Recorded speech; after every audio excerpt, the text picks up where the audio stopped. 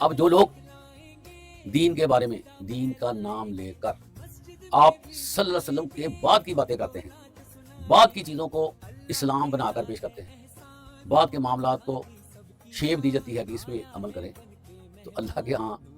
ایسے عوامل کی کوئی قدر و قیمت نہیں ہے جو آپ صلی اللہ علیہ وسلم کے بعد میں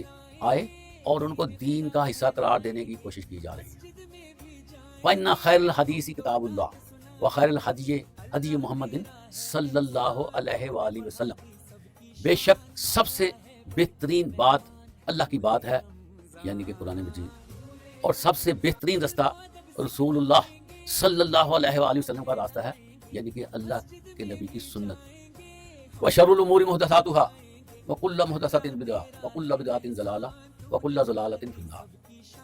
دین میں ہر گڑی ہوئی بات بدعت ہے، اور ہر بدعت جو ہے وہ گمراہی کی طرف لے کر جانے والی ہے، اور ہر گمراہی جو ہے وہ جہنم میں جائے گی۔